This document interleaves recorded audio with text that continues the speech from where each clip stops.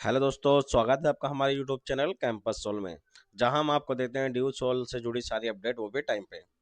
तो आज के इस वीडियो में हम बात करेंगे फाइनेंशियल मैनेजमेंट बीकॉम प्रोग्राम के सेमेस्टर थर्ड के बारे में, जिसमें आपका ये जो क्वेश्चन पेपर है, जो इसका ड्यूरेशन रहता है वो 3 आवर्स का रहता है और मैक्सिमम मार्क आपका 90 मिनट्स का रहता है, जिसमें आपको 5 क्वेश्चन देखने को मिलते हैं और आप इसमें सिंपली अपना सिंपल कैलकुलेटर लेके जा सकते हैं, जहाँ आपको कैलकुलेशन में मदद मिलेगी। तो आपका जो पहला क्वेश्चन है वो थ्योरी बेस होता है, जिसमें ए और बी पार्ट होते हैं। तो पहला क्वेश्चन आपका 5 नंबर का है, दूसरा बी पार्ट जो उसका है वो 4 नंबर का है। तो ये आपका जो पहला क्वेश्चन है वो 9 नंबर का बन जाता है। तो इसमें हर पार्ट में आपको और का ऑप्शन जरूर मिलेगा। फिर आपका जो दूसरा क्वेश्चन है, जो ए पार्ट है वो 6 नंबर का है, जो आपका थ्योरी बेस रहता है। और फिर आपका जो बी पार्ट रहता है वो 12 नंबर का है, जो प्रैक्टिकल बेस रहता है।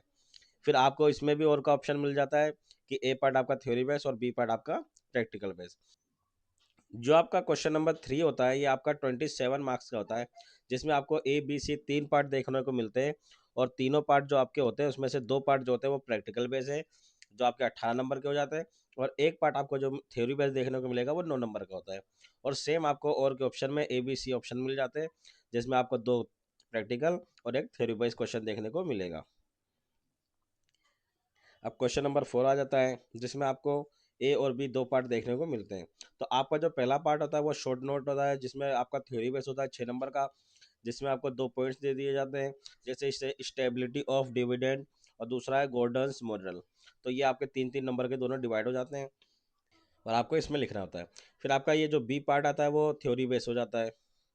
और फिर आपका और को ऑप्शन में भी सेम प्रोसेस आपको देखने को मिलता है।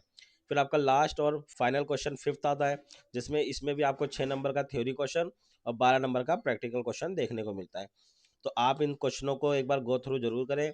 और अगर आप प्रैक्टिकल क्वेश्चन 5वें में नहीं करना चाहते हैं, तो आपको और के ऑप्शन में A B C D 4 option मिलते हैं, जो आपके 4.5 नंबर का एक क्वेश्चन बनता है और आपको चारों अटेंड करने में 18 नंबर मिलते हैं। तो आप लोग एक बार इन क्वेश्चन से गो थ्रू जरूर हो। अगर आपको इसकी पीडीएफ चाहिए तो आप कमेंट करें, हम आपको पीडीएफ प्रोवाइड करेंगे। और भी ज़्यादा जानकारी के लिए हमारे यूट्यूब चैनल कैंपस सॉल्व को सब्सक्राइब करें और हमारे टेलीग्राम एंड यूट्यूब चैनल को जरूर ज्वाइन करें।